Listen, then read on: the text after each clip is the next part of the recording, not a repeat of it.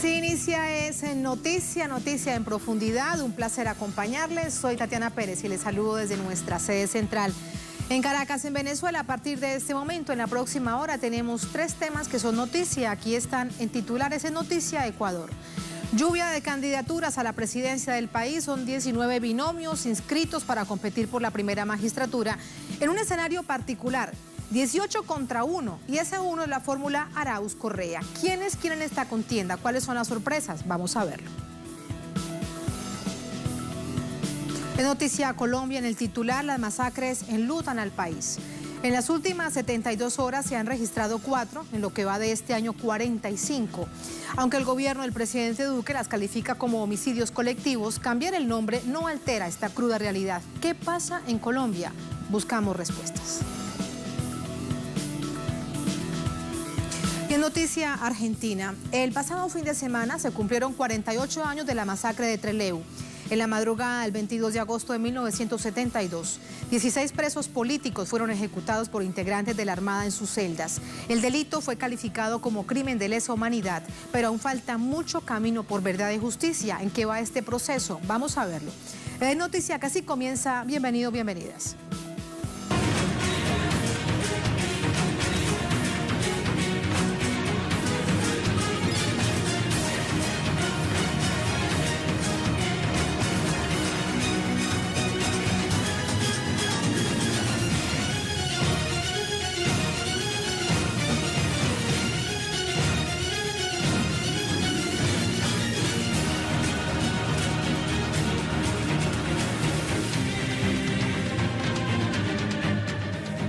En Noticia Ecuador, las elecciones primarias dejaron el saldo de al menos 19 candidaturas a la presidencia de la República. Pese a que se esperan declinaciones, todo indica un cambio en el escenario político ecuatoriano después de las elecciones del próximo año. Casi 20 organizaciones políticas postularon sus fórmulas a la presidencia y vicepresidencia de la República, propuestas que, de acuerdo a las autoridades electorales, podían realizarse hasta la noche de este domingo, a pesar de que algunos nominados aún dudan de presentarse formalmente. La jornada estuvo marcada por la gran cantidad de opciones que se plantean de cara a las elecciones pautadas para el próximo 7 de febrero. A pesar de la amplitud de las propuestas, por su trayectoria e influencia político-organizativa y mediática, son 5 candidaturas las que destacan del resto. Postulado por el partido Creo, el veterano dirigente Guillermo Lasso, de 64 años, derrotado en las elecciones de 2013 y 2017, proviene del sector privado, donde se desempeñó como miembro de la Junta Directiva y presidente del Banco de Guayaquil, además de haber sido ministro durante el gobierno de Yamil Mahuad y embajador en la administración de Lucio Gutiérrez.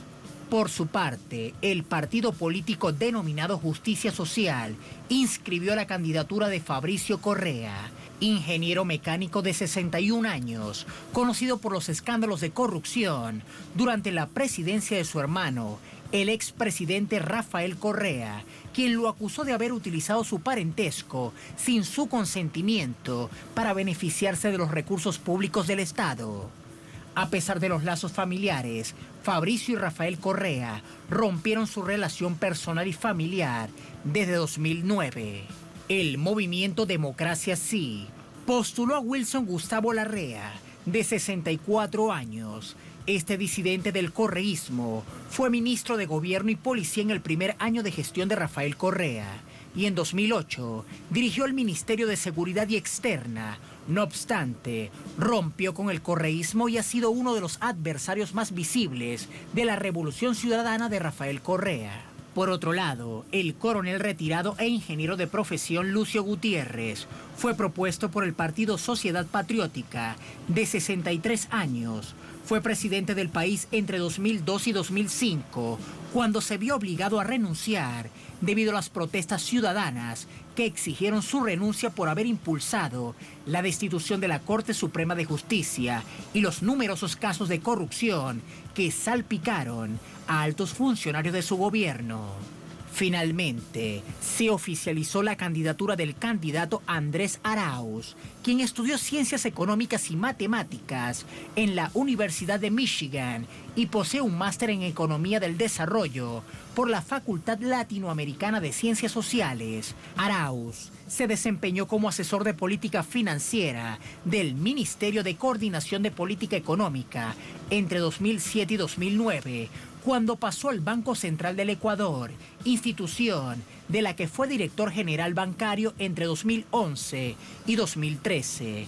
La fórmula estará acompañada por el expresidente Rafael Correa, por lo que ha sido cuestionado por la cercanía e influencia que ejercería el exmandatario en las propuestas políticas de esta candidatura presidencial. No, mira, me parece equivocado eso de definir en términos de matrimonio. Lo que tenemos es una relación de equipo en donde se juntan una juventud de ideas, mucha creatividad, una forma de pensar y hacer política, junto con una enorme experiencia, unos valores, principios y una gestión probada de un tipo con una experiencia como Rafael Correa que cualquiera quisiera tener en su equipo. De acuerdo al marco constitucional ecuatoriano, las elecciones presidenciales deberán realizarse el próximo domingo 7 de febrero, jornada comicial que promete ser una de las más atípicas y reñidas que haya vivido el país en los últimos años.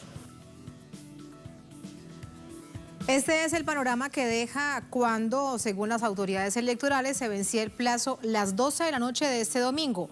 Veremos lo que sucede entonces a partir de hoy, comenzando la semana con Denise Herrera. Denise, muy buenas noches, adelante. Hola Tati, qué gusto saludarte a ti y a toda la audiencia de Telesur. Efectivamente se cerraron las primarias en Ecuador. Ayer a la noche se esperaba ya la precandidatura de todos los diferentes binomios, de las diferentes fuerzas que se pretenden participar en las próximas elecciones de 2021. En ese sentido, uno de los movimientos que más álgida situación está enfrentando ahora es el sector de los indígenas.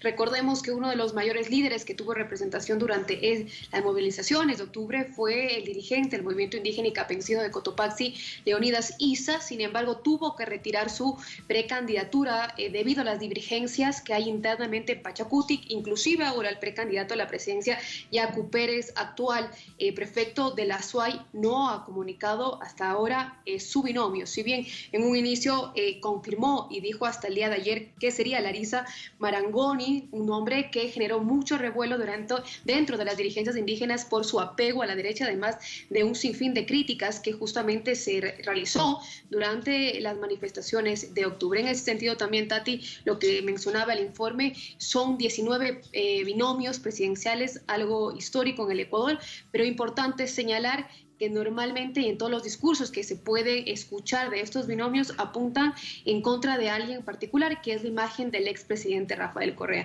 En su mayoría de discursos, los políticos que ahora pretenden aspirar a la presidencia nombran mucho al correísmo y ha sido uno de los temas también centrales para tener, según ellos, acogida. Sin embargo, se ha podido conocer también la situación legal del expresidente Rafael Correa. Recordemos, Tati, que también lleva a la par una de las investigaciones más criticadas por el sector de correísmo, que es el caso Sobornos, por lo cual inclusive en un inicio se hablaba de la situación legal, si podría o no ser finalmente inscrito dentro de la fuerza del correísmo. Sin embargo, el fin de semana también se confirmó desde el Centro Democrático que se reconfirma el binomio Andrés Arauz, el perfecto desconocido, bien así lo han descrito el sector del correísmo, un joven economista de 35 años, junto al expresidente Rafael Correa. Algo también, Tati, que generaba las alertas durante estos días fue la nueva postulación de Movimiento Construye, el anteriormente conocido como Ruptura, el movimiento que representa la fuerza de la actual ministra de Gobierno, María Paula Romo, a pesar de que ella decía desconocer la situación de su movimiento al cual pertenece. Ahora se ha confirmado que será el candidato a la presidencia, Juan Fernando Velasco, un artista ecuatoriano, actual ministro de Cultura, que poco o nada ha tenido algún desenvolvimiento en la política, algo que ha generado inclusive mucho rechazo por la población. Son diferentes partidos, Tati, son 19 binomios, los más representativos hemos podido desarrollarlos. Alguien también que llama la atención, sin duda, es el tercer intento del banquero Guillermo Lazo, representando a la fuerza de Creo. Inclusive hoy en su inscripción oficial, cuando oficializó fortaleció hoy a sus asambleístas y toda su fuerza, retomó ese discurso en contra del correísmo, de la política, según él, que ha hecho tanto daño al Ecuador, y a la par también se ha confirmado ya la precandidatura de la asambleísta Cristina Reyes, que inclusive lleva un discurso muy fuerte de los actuales casos de corrupción que se han dado durante la pandemia, acusando directamente a la ministra de Gobierno, María Paula Romo. Son 19 binomios presidenciales, como te decía Tati, estos son los más representativos, una situación crítica, más aún cuando casi la mayoría en sus discursos intentan atacar siempre al expresidente Rafael Correa. Se espera entonces que avance esta situación en Ecuador y, como escuchamos también en el informe, se espera que las próximas elecciones se lleven a cabo el 7 de febrero del próximo año, la primera vuelta, y de existir una segunda vuelta sería el 11 de abril de 2021. Allí está, por eso decíamos en titulares que son 18 contra 1 hasta ahora, porque también lo que se espera en este proceso es alianzas, que sería algo previsible. Son asuntos que analizamos. Gracias, Denise. Buenas noches. Vamos a entrar con el análisis. Nos acompaña para ello Mario Ramos, es analista político ecuatoriano, nos acompaña desde Quito, la capital. Mario, ¿cómo está? Muy buenas noches. Buenas noches, Tatiana. Un saludo cordial a ti y a toda la teleaudiencia de Telesur. Muchísimas gracias. Primero, permítame preguntarle, para usted, ¿qué significan 18 candidaturas, todas en contra de Arauz Correa? 19 candidaturas en total en esta pugna que inicia ahora ya de manera oficial, cuando ya están las cartas allí sobre la mesa con estos nuevos rostros, algunos, otros de la tradicional política ecuatoriana de cara a las presidenciales. Bueno, no es nuevo en la política electoral ecuatoriana que ese escenario se presente. En las anteriores elecciones, cuando disputó la presidencia el expresidente Correa, casi se repitió el mismo escenario, ¿sí? Las caricaturas eran chistosas porque en una esquina del ring había 10, 15 candidatos y en la otra esquina del ring estaba solo Correa. Entonces no es nuevo este escenario y a pesar de eso, bueno, como se conoce, Correa se batió con todos y ganó en su respectivo momento. Hoy se puede repetir lo mismo y más bien esa dispersión de la derecha puede facilitar que se gane en primera vuelta inclusive, ¿sí? Porque muchos de esos candidatos son desconocidos, ¿no? Y realmente hay uno o dos máximo que son fuertes, pero la mayoría son desconocidos y no tienen capacidad de competir con esta corriente grande que más bien se ha fortalecido a pesar de toda la persecución política que ha existido en el país, ¿no? Más bien se ha fortalecido y ha contribuido justamente a esa persecución política para que se fortalezca un poco más la corriente correísta. Sí, Mario, podría... Sí, Mario, ¿podría pensarse ¿sí? que estas 18 candidaturas en contra de una y en particular en contra del expresidente, ahora en la fórmula como vicepresidente del país, Rafael Correa, es una estrategia? ¿Podría verse como parte de un todo, de una estrategia? Luego veremos si habrán algunas alianzas, pero ¿podría inicialmente verse así, como parte de una estrategia en contra del correísmo? Mira, si es una estrategia, es una estrategia equivocada. Y un poco para responder a tu pregunta, más bien habría que resaltar que que Álvaro Noboa renunció a su candidatura, el ex vicepresidente Otto Sondershorn, que también renunció a su candidatura. Son dos figuras que realmente podían hacerle algo de calor, por decirlo de alguna forma, ¿no? O tenían cierto rastre en las encuestas, ¿no?, al correísmo. Y justamente como estrategia para ir fortaleciendo una verdadera opción de derecha que posiblemente la encarne Guillermo Lasso, el banquero Guillermo Lasso, estos dos candidatos que tenían cierta relativa fuerza, ¿no?, acaban de renunciar hace pocos días para ir fortaleciendo una única opción de derecha realmente fuerte. Entonces, eso más bien hay que resaltar. Antes que los 18 candidatos que van del centro derecha a la derecha, hay que resaltar más bien estas renuncias. Las renuncias que se han producido en esta última semana para ir construyendo una opción única de la derecha. Y es muy posible que de estos 18 candidatos, ¿no es cierto?, por lo menos unos 6 también renuncien en estos días, ¿no? Porque eso también se vuelve un negocio para ellos, se vuelve una especie de transacción electoral mercantil, ¿no?, para un poco negociar inclusive recursos.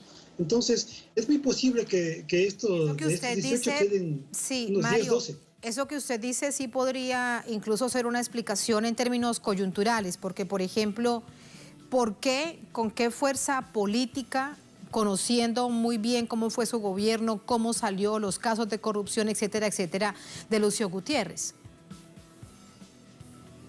Sí, justamente. Tal vez lo que hay entonces detrás es un asunto de negocios, de dinero. Exactamente, muchos de esos candidatos hay atrás un tema de mercantilización de la política, ¿sí? Aunque yo no creo que Gutiérrez renuncie, pero seguramente va a negociar las alianzas más adelante, ¿sí?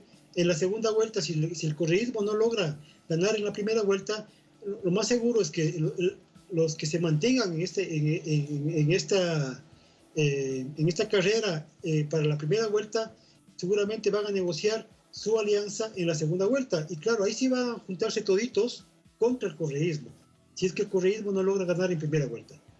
Sí, ahora permítame preguntarle de algunas candidaturas, no de todas porque nos quedaríamos el programa completo preguntándole de una en una, pero una que hay que plantearla.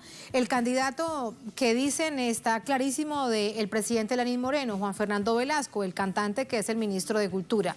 ¿Qué tiene él, por ejemplo, para competir? ¿Por qué cree usted que fue el escogido en ese camino y escogido por el presidente Lenín Moreno? Mira, el presidente Lenín Moreno y su partido Alianza País tienen menos del 5% de credibilidad. Entonces, este señor Velasco ha hecho una pésima gestión en el Ministerio de Cultura y prácticamente nadie le conoce.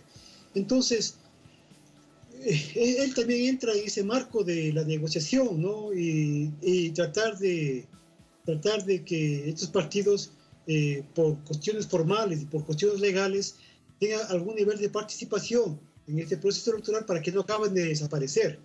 Entonces, ese factor también formal, legal, hay que considerar. Muchos participan para decir que han participado en la elección y en las próximas elecciones puedan mantenerse todavía y no desaparezcan sus partidos por cuestiones legales, por cuestiones de la ley electoral aquí en el Ecuador. Entonces, este señor no representa a nadie prácticamente y el partido de Moreno y sus candidatos realmente no van a conseguir que voten, como decimos acá en el Ecuador, ni su mamá. Gustavo Lazo, quiero preguntarle acerca de, de Gustavo Larrea, quiero preguntarle, porque también es una figura de la política tradicional ecuatoriana. Luego le voy a preguntar por Lazo, quien también ha tenido distintos cargos públicos en el país, un claro adversario del expresidente Correa y ahora resulta que ya es enemigo del presidente Lenín Moreno. Pero permítame preguntarle primero por Gustavo Larrea. Mire, lo más seguro es que Gustavo Larrea, en el marco de lo que he señalado anteriormente, también renuncia a la candidatura, ¿sí? Es lo más probable, porque igualmente no es un tipo que tenga rastro electoral, es un tipo inclusive, digamos, que genera muchas sospechas, ¿no? Digamos, negativismo en la opinión de los ecuatorianos por todo lo que él ha hecho, porque se le considera, digamos, el titiritero atrás de lo que hizo Moreno, ¿no? Es un gran amigo de Moreno, digamos, el estratega, se le conoce como el supuesto estratega de Moreno, ¿no? Entonces está posicionado más bien con esa imagen y por lo tanto genera mucho rechazo en el electorado ecuatoriano. No creo que participe realmente, yo creo que él será uno de los que primero renuncien y está participando en el marco de lo que he señalado, ¿no? Sí, ahora sí le pregunto por Guillermo Lazo. ¿Qué tanto hay de verdad en estas actuaciones públicas, en esas declaraciones públicas de convertirse, de constituirse en un enemigo del presidente Lenín Moreno? Mire, este gobierno de Moreno, acá se le dice que es el gobierno de Nebot, de Lazo y de Moreno. O sea, los tres han sido los que realmente han gobernado en este país. Y más que Moreno, estas fuerzas políticas representadas por Lazo y por Nebot. Entonces, simplemente es pura retórica, engaños, ¿no? Y tratar de ocultar esa relación tan estrecha que Lasso ha tenido con Moreno, porque en la práctica han gobernado en estos años. Entonces, ¿no? Es difícil que eso se oculte, ¿no? Es difícil que se pueda borrar esa historia reciente del país y mucha población tiene mucho rechazo respecto al banquero.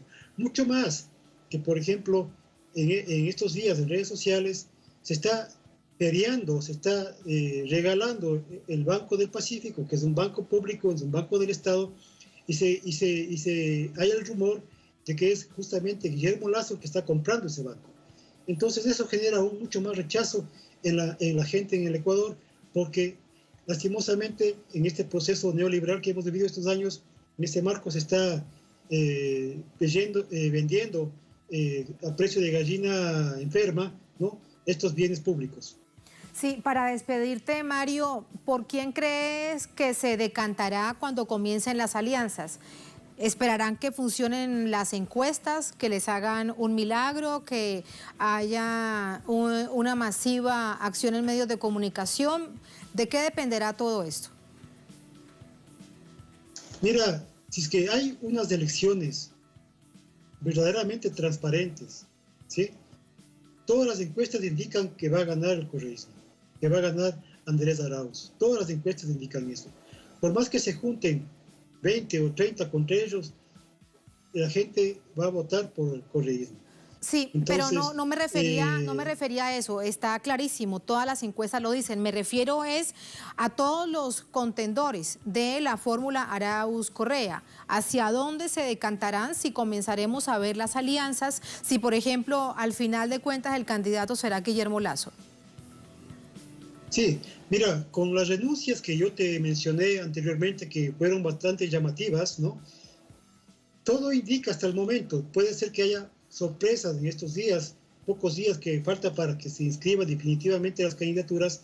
Todo indica hasta el momento, insisto, que Guillermo Lasso va a ser el que va a agrupar a todas las fuerzas de derecha, ¿sí? Entonces todos estos partidos pequeños y estos que están participando más de manera, digamos, testimonial o de forma mercantil en esta cuestión, ¿no?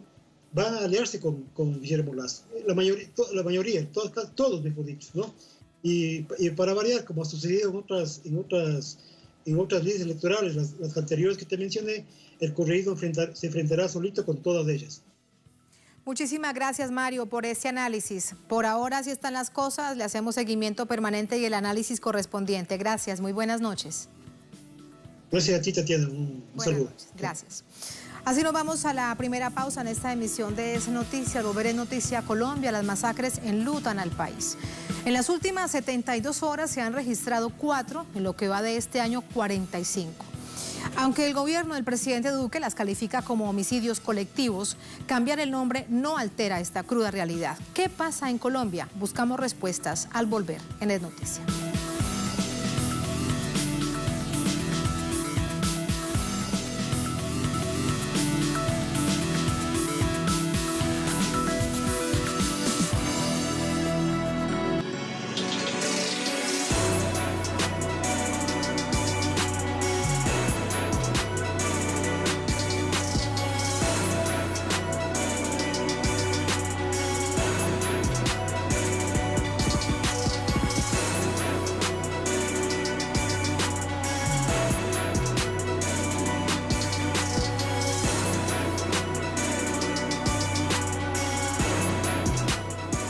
Noticia Colombia, no son masacres sino homicidios colectivos, dice el presidente Iván Duque. En medio de ese debate se cuentan 45 masacres en lo que va de este año.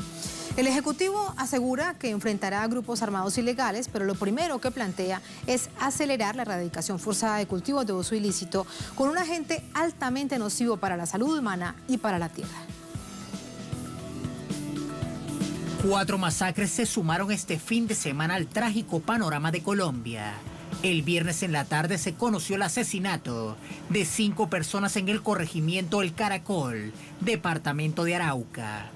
El mismo día en la noche se registró el asesinato de 6 personas en El Tambo, Cauca, el sábado en la mañana de 6 jóvenes en Tumaco, Nariño, y el domingo le quitaron la vida a otros 3 jóvenes en el municipio Venecia, Antioquia. Todos víctimas de ataques con armas de fuego en zonas rurales, territorios cooptados por grupos armados ilegales. Según el Instituto de Estudios para el Desarrollo y la Paz, este año se registran 45 masacres, siendo Antioquia, Cauca y Nariño los departamentos más afectados. Para el gobierno no son masacres, sino homicidios colectivos.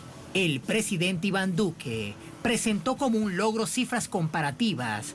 Entre 2010 y 2018 habrían ocurrido 189 homicidios colectivos y entre 2018 y 2020 solo 34. Según el mandatario, estos crímenes son producto del narcotráfico. Otros hechos los han cometido el ELN, las disidencias de las FARC, los Pelusos, los Caparros, el Oliver Sinisterra, entre muchos otros, el Clan del Golfo. Y esas estructuras hay que enfrentarlas con determinación. Sobre esta base, la estrategia conveniente según el gobierno es la aspersión aérea de glifosato para la erradicación de cultivos ilícitos. La aspersión aérea es hoy más necesaria que nunca antes. Es hora de hacerlo. Se trata de un asunto de seguridad nacional. Con la aspersión se erradican muchas más hectáreas diariamente. Es más segura. Evita los muertos y los heridos y es más económica. Para Indepaz, se trata de una fórmula contraproducente. Es algo completamente absurdo.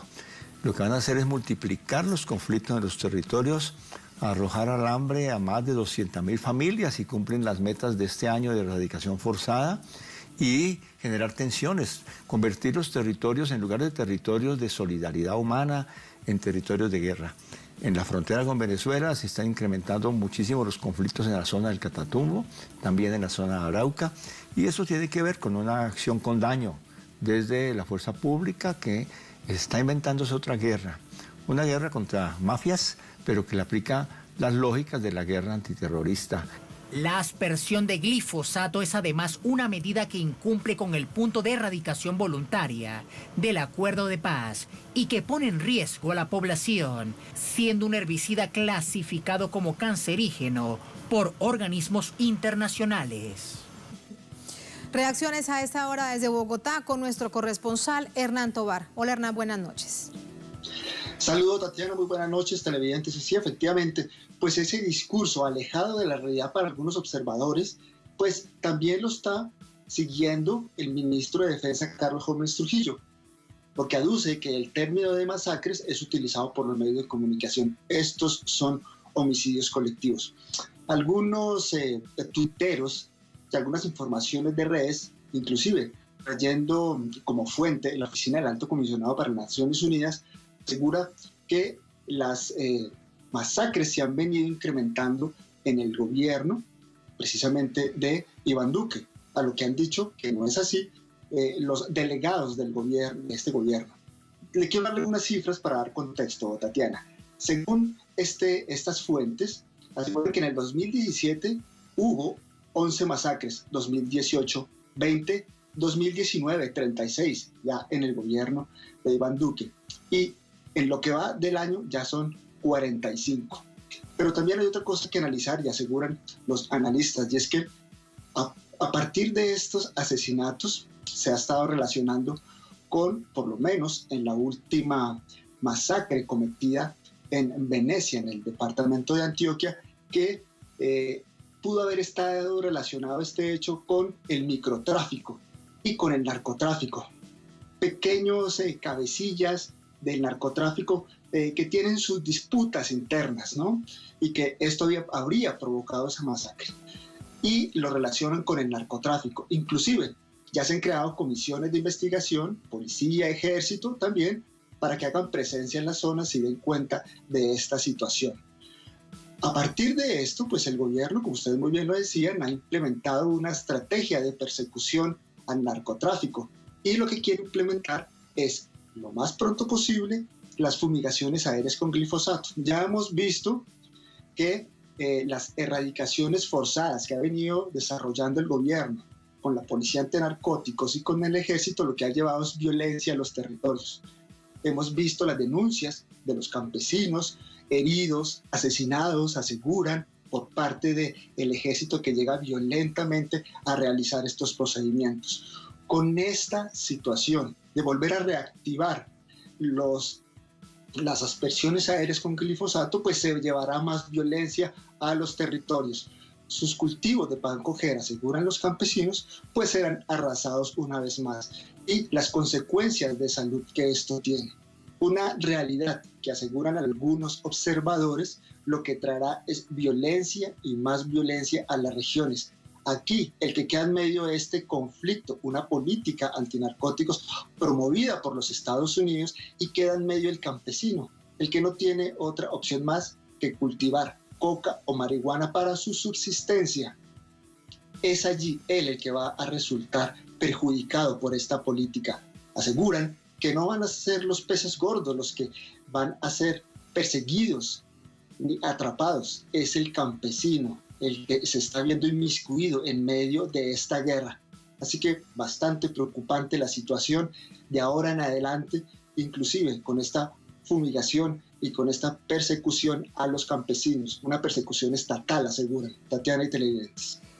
Y saber que la solución está en la implementación de los acuerdos de paz, el cambio que específicamente implicaba el paradigma de la sustitución voluntaria de cultivos de uso ilícito.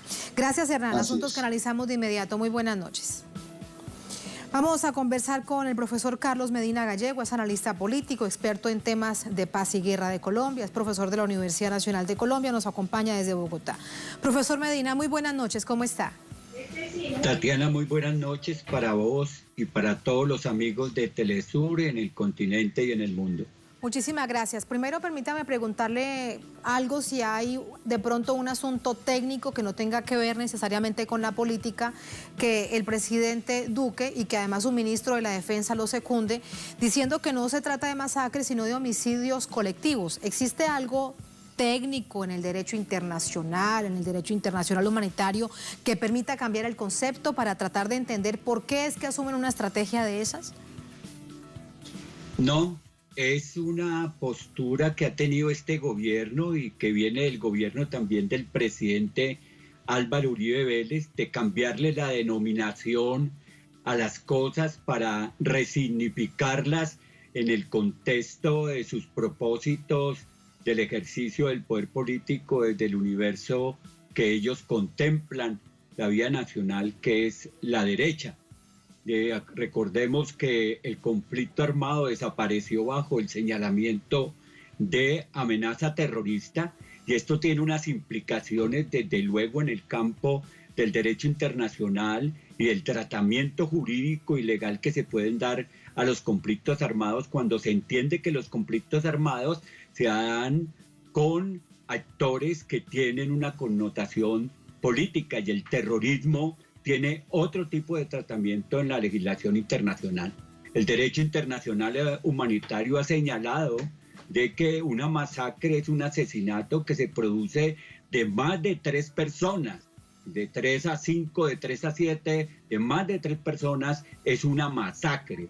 Y el presidente se ha inventado ahora de que eso no son una masacre, sino son asesinatos colectivos, y que pueden ir hasta 12, porque las masacres se van de 12 a 15 asesinatos. Es un acomodamiento de las formas específicas en que se viene incrementando la criminalidad en el país, en el proceso de reactivación de la guerra de la cual él es responsable. Entonces se desmonta de la concepción de que en el país se están produciendo el número de masacres que se están produciendo, que están por el orden de las 45 masacres en este periodo del gobierno del presidente Iván Duque, y que lo que hay es asesinatos colectivos, tratando de disminuir el impacto que tiene un asesinato colectivo en relación con una masacre. Pero en el campo de las relaciones internacionales, lo que se reconoce como un crimen de lesa humanidad es una masacre, y estas masacres que se están produciendo en el país son unas masacres además que tienen una connotación de ser un genocidio en marcha, por varias razones. Una, porque está dirigida contra un tipo de población que es población campesina. Segundo, porque se dirigió con un grupo social específico estas últimas masacres, que es contra los jóvenes, lo que tiene absolutamente preocupado al país, la forma en que está siendo aniquilada la población juvenil como consecuencia de una política criminal en la que está operando no solamente la política del gobierno de reactivación de la guerra, sino igualmente la connivencia que el Ejército Nacional y la Fuerza Pública tienen con los actores armados en distintas partes del territorio. Los videos que nos están llegando de las ejecuciones criminales que se están produciendo en el país, lo que nos están diciendo es que hay una connivencia abierta, porque cuando un comandante que está ejecutando a 2 disidentes le pregunta que por no entregarse,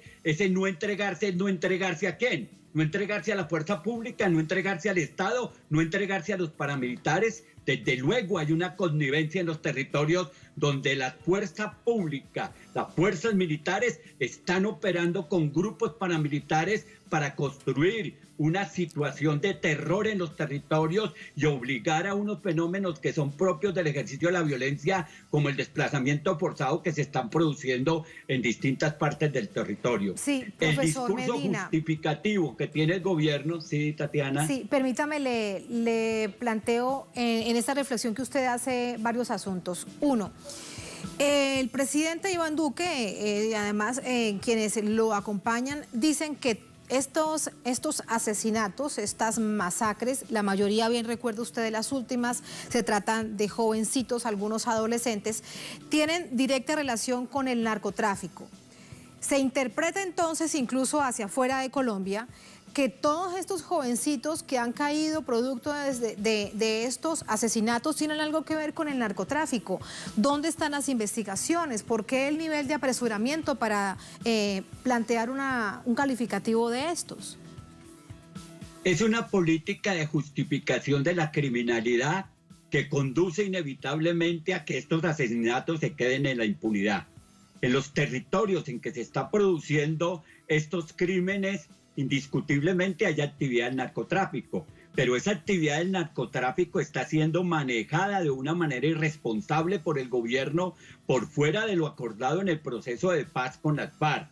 Recordemos que la aspersión aérea no acaba con los cultivos. Es equivocado señalar de que la aspersión acaba con un mayor número de hectáreas. Lo que hace es que los cultivos se desplacen. Esa es una política que ya fracasó en los años pasados durante el desarrollo del Plan Colombia. Eso se vino a pique y la aspersión fue un fracaso que generó no solamente elementos de contaminación, sino que generó una mayor movilización social, una mayor confrontación y un mayor nivel de violencia en los territorios. No se acaban los cultivos de uso ilícito mediante la aspersión. Se acaban los cultivos de uso ilícito cuando se acuerde con las poblaciones la sustitución voluntaria y se le garantice a los habitantes de los territorios donde hay cultivos de uso ilícito unas condiciones de vida digna. No es sustitución de la hoja de coca por otro cultivo, es sustitución de ingresos para que las familias puedan vivir con suficientes recursos y dignificar su existencia. Tatiana, mire, yo he recorrido todo el país en términos de los territorios donde se produce hoja de coca y donde se hace el procesamiento para la pasta y el clorhidrato de cocaína. ¿Qué me he encontrado con los campesinos? Me he encontrado que los campesinos son gente pobre, excluida, marginada, lejos de todas las oportunidades. ¿Sabe qué me dijo un campesino en el Catatumbo? Yo creo haberlo dicho ya en este programa. Me dijo, aquí lo que hay que hacer no es sustituir la coca. La única posibilidad de sustitución de coca que hay es sustituirla por la presencia del Estado con programas de bienestar y de seguridad para los territorios, con una perspectiva de futuro para estas poblaciones, porque la coca en esos territorios es el Estado, proporciona alimentos, proporciona educación, proporciona vivienda, proporciona salud, construye vías. Es decir, las funciones que debía hacer el Estado la hace la hoja de coca, y la hace porque la gente no tiene otras opciones y no hay una presencia del Estado en los territorios que le garantice a esas poblaciones condiciones de vida digna. Un asunto de supervivencia. Hay 3 departamentos en donde se han registrado las últimas masacres. Cuando nos preguntamos qué es lo que pasa en Colombia, en particular, qué pasa en esos departamentos, profesor Medina, ¿hay alguna característica diferencial? Arauca, Cauca y Nariño. Hay distintos grupos al margen de la ley, hay grupos narcotraficantes, hay grupos narcotraficantes mexicanos. ¿Qué es lo que pasa en esos 3 departamentos? Odios de la confrontación y de la guerra en décadas en nuestro país. Arauca ha sido un territorio golpeado por la violencia de todos los actores armados e ilegales. Es un departamento que logró que se pudiera hacer sustitución concertada de cultivos de uso ilícito y fue el primer... Profesor Medina. Sí. Fue el primer departamento en el cual se pudo hacer sustitución concertada de cultivos y el primer departamento que se liberó de los cultivos. El Cauca ha sido un departamento que fue al laboratorio de la guerra, donde existen todos los actores armados, comunidades indígenas, comunidades afro, cultivo de coca que tiene distintas finalidades, porque allí las comunidades indígenas han unido la producción de coca a sus tradiciones culturales y a su cosmovisión, a los tratamientos cosméticos y alimentarios de la población. Es que la coca hay que mirarla con enfoque diferenciado, porque no toda la coca está dirigida a producir clorhidrato de cocaína, sino que también hay un sector de la población que la consume en el marco de sus tradiciones culturales. Y Nariño es un departamento que ha sido golpeado por todas las formas específicas de la violencia que fue recibiendo desde otros departamentos como el Caquetá y el Putumayo, que hicieron que los cultivos de uso ilícito se desplazaran a la frontera con Venezuela y a la región de Tumaco. Es decir, son departamentos profundamente golpeados por la violencia, con una pobreza, una marginalidad, una exclusión mayor, que hace que la gente no tenga otras alternativas que poderse vincular a manera de sobrevivencia con este tipo de actividades. Por eso lo que se necesita es una política pública de salud que permita que los cultivos sean sustituidos de manera voluntaria y que se generen, como lo han dicho toda la dirigencia de esos departamentos, se generen las condiciones específicas de dignificación de los campesinos y de la vida en los territorios para que puedan vivir libres de la producción de la hoja de coca. Pero hay una ruta que es la ruta señalada en unos meses de discusión sobre el tema de las drogas con las FARC en el acuerdo que se dio en La Habana para la sustitución voluntaria de cultivos y para enfrentar los otros problemas que no solamente es la producción, sino que es el transporte, es el consumo y sobre todo es el lavado de activos.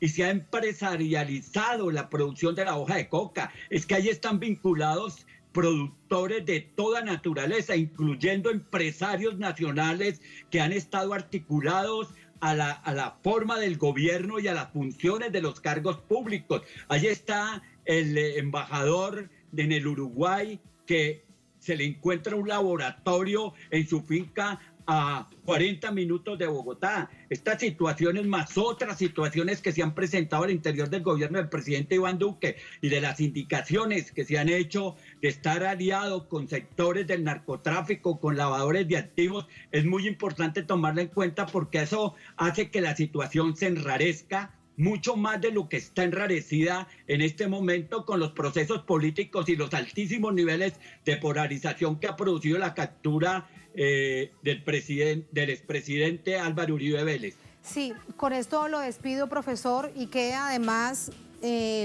como un asunto más vale de pregunta abierta, y es ¿qué hacer para que el gobierno, este gobierno que aún le quedan 2 años, implemente el acuerdo de paz, donde está precisamente esa ruta que usted bien recuerda. Ese es otro asunto. Y lamentablemente debo despedirlo, pero también nos queda por conversar en una próxima oportunidad acerca de la deportación a Italia de un jefe paramilitar, Salvatore Mancuso, con todo lo que esto significa en términos de no verdad y no justicia. Muchísimas gracias, profesor Medina, como siempre. Un abrazo. A usted, Tatiana, muy buenas noches. Muchas gracias. Así nos vamos a la segunda última pausa en esta emisión de Es Noticia. Al volver en Noticia Argentina.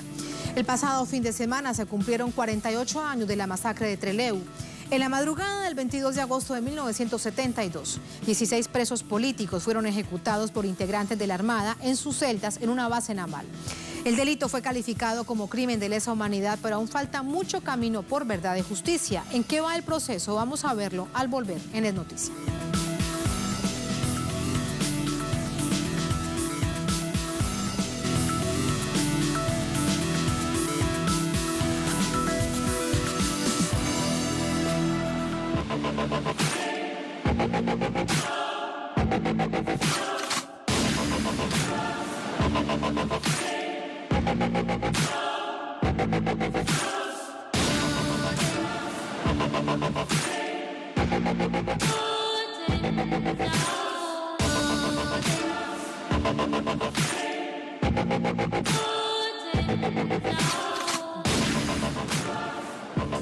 En Noticia Argentina han pasado 48 años de la masacre de Trelew, uno de los crímenes ejecutados por una dictadura militar, de lo que poco se sabe. Aunque a la llegada del kirchnerismo al poder significó el inicio del fin de la impunidad, todavía hay culpables prófugos de la justicia. A 48 años de la masacre de Trelew, familiares de las víctimas siguen recordando uno de los crímenes de lesa humanidad efectuado por un régimen dictatorial.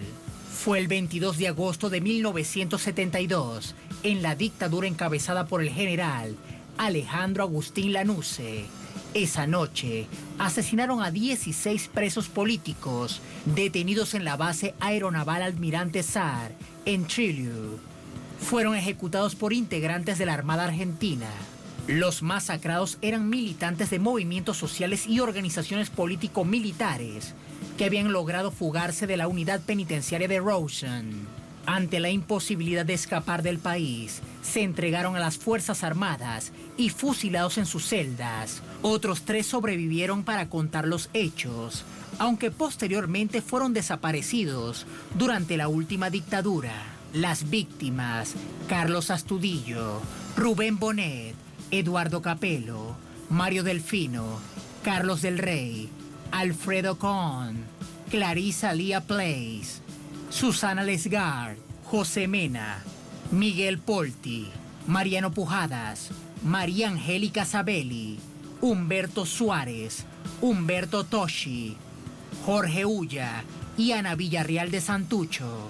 En los casos de María Antonia Berger, Alberto Camps y Ricardo René Aydar, sobrevivieron con graves heridas y dieron su testimonio en primer lugar para el libro La Patria Fusilada, de Francisco Paco Uriondo. Con la llegada al poder del kirchnerismo, se dio inicio al respectivo juicio en 2009, pero es en 2012 cuando el Tribunal Oral Federal de Comodoro Rivadavia condenó a prisión perpetua a Emilio del Real, Luis Sosa y Carlos Marandino como coautores responsables del homicidio con alevosía de los 16 presos políticos y 3 tentativas de homicidio. De los que recibieron condena, sigue con vida Carlos Marandino, mientras Roberto Bravo es prófugo de la justicia. Otro oficial de la Armada implicado en la masacre de Trelew reside en Estados Unidos. Su extradición, solicitada desde hace años por Argentina, ha sido denegada por la justicia estadounidense. En este punto no es solamente el análisis, también es necesario hacer memoria. Para ello nos acompaña Carlos Aznares. Es director del periódico Resumen Latinoamericano, es coordinador de Cátedra Bolivariana, nos acompaña desde Buenos Aires, en Argentina. Carlos, ¿cómo te va? Muy buenas noches. Diana, un gusto estar otra vez con ustedes y un saludo a la audiencia de Telesur. Muchísimas gracias. Por ahora te saludo vía telefónica. Carlos, algo que llama la atención de un hecho tan significativo, tan doloroso para una nación como esta ejecución extrajudicial. ¿Por qué se sabe tan poco? Ya te veo. ¿Por qué se sabe tan poco? ¿Por qué no hay máxima información al respecto? ¿Es un asunto que viene de atrás? ¿Qué crees? ¿Por qué ha pasado esto? Bueno, ese hecho, como tú decías recién, conmovió a la sociedad en su momento. Fue un hecho realmente, un crimen de lesa humanidad. Todos los que de alguna manera estábamos involucrados en política en ese momento lo vivimos como una agresión directa de la dictadura de la NUCE. Pero como suele pasar en la Argentina, un crimen es tapado por otro crimen. Después vino la dictadura militar del 76, con la cantidad enorme de desaparecidos y asesinados, y muchos de estos hechos que ocurrieron antes quedaron en un momento en el olvido judicial, aunque hay que recordar que cuando sobreviene el kirchnerismo, empieza otra vez a moverse el tema de los juicios y ahí aparece una de las principales cabezas de este crimen, que fue el capitán Luis Sosa, que fue capturado y condenado. Los otros jefes de el atentado contra 16 militantes políticos, algunos de ellos fueron ajusticiados por las propias organizaciones revolucionarias en su momento y quedaron otros que huyeron del país y que cuesta traerlos. En los juicios que se han hecho, ha habido juicios pedidos de extradición y siempre se han puesto piedras en el camino para que no puedan escaparse de la justicia, que realmente no va a terminar nunca porque es un crimen de lesa humanidad y eso los familiares están dispuestos a seguir esto hasta el final de sus días, ¿verdad? Sí, Carlos, hay algo para poner de presente y contarle a nuestra audiencia en América Latina y el mundo. Es que estaban detenidos, ellos fueron ejecutados dentro de las celdas en una base aeronaval. Así fue como se dieron los hechos. No es que, como luego veíamos en las investigaciones de los acusados que decían que intentaban fugarse, ¿no? Ellos estaban dentro de las celdas y hasta esas celdas llegaron y fueron asesinados. Así fue la historia. Sí, fue así, totalmente. Ellos intentaron fugarse como el resto de los compañeros y compañeras que sí lo hicieron.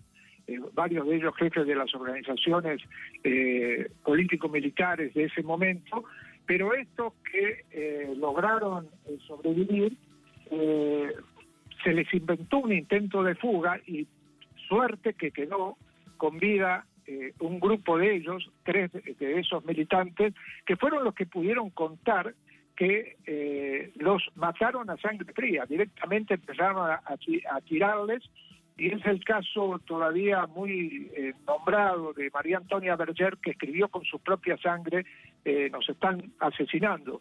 Después María Antonia se salvó de ese crimen, pero siguió militando y fue una de las desaparecidas junto con Alberto Camps y Ricardo Aydar. Ellos fueron los testigos que pudieron dar prueba de que lo que había sucedido había sido una masacre en toda línea. Claro, y por eso, entonces, Carlos, por eso es que luego se califica, se tipifica como un crimen de lesa humanidad. Por supuesto. Y esto la dictadura de ese momento intentó taparlo, intentó generar la idea, y a través, como siempre, de los medios hegemónicos que trataron de ensuciar lo que había sido realmente un crimen y convertirlo en un hecho más, pero vuelvo a decir que la presencia de 3 sobrevivientes, cosa que no es tan habitual en estos casos, logró poner, y sobre todo el libro escrito por Paco Urondo, otro militante de la organización Montoneros, que también después fue desaparecido y asesinado, ¿no? En ese sentido, muchas veces hemos hablado del periodismo y de quienes están detrás de estos hechos, tratando de generar miseria y mentiras sobre la población. Pero esta vez no le salió realmente bien, porque hubo otros periodistas como Paco Urondo que pudieron contar la verdad al mundo.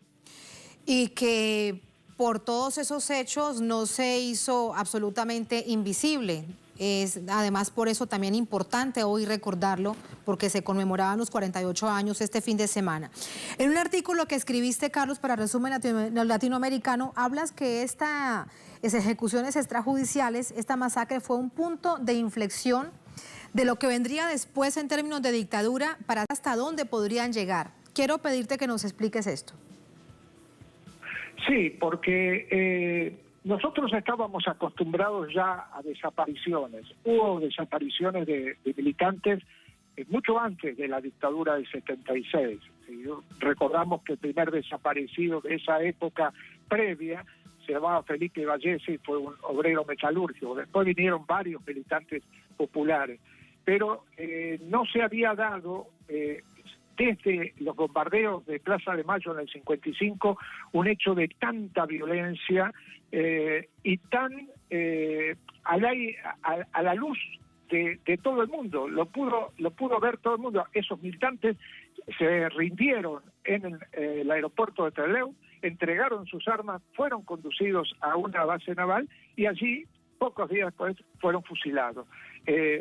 Nadie que quisiera no ver lo que estaba ocurriendo pudo no emocionarse, no conmoverse y no caer en un estado de impotencia frente a ese hecho.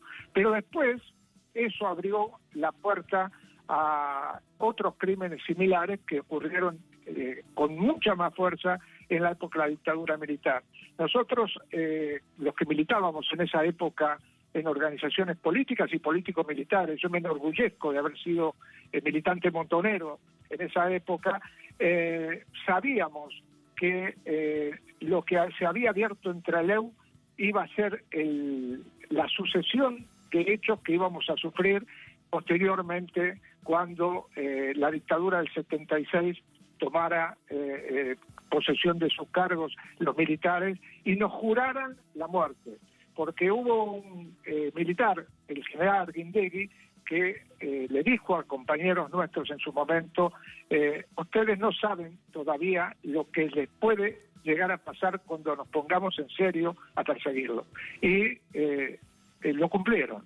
Y ya había pasado, claro, y ya había pasado la masacre de Trelew.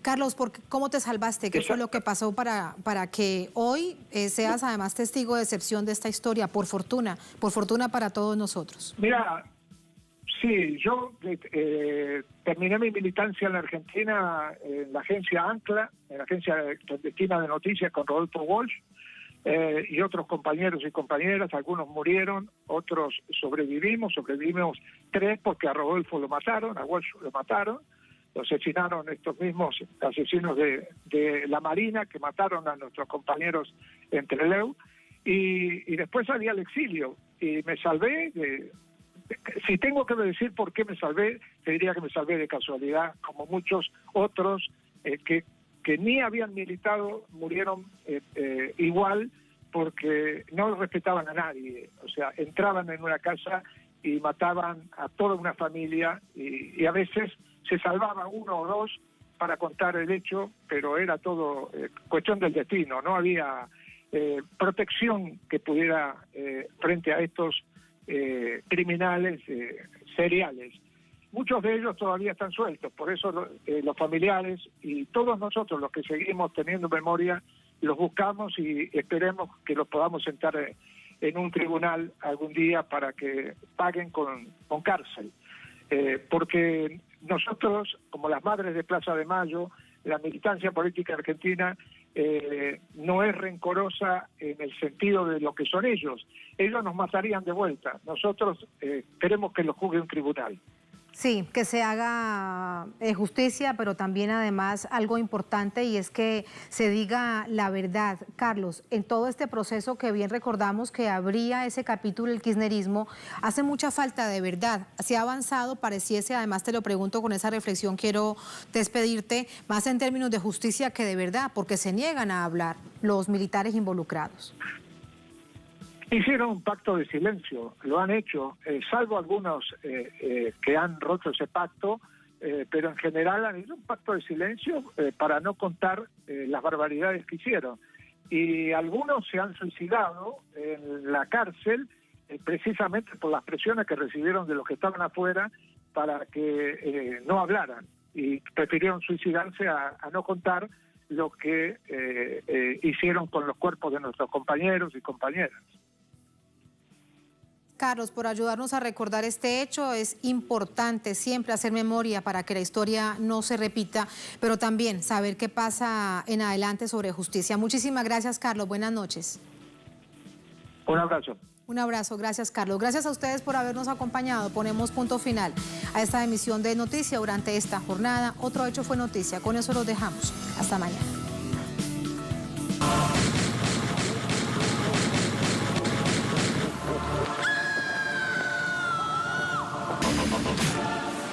Good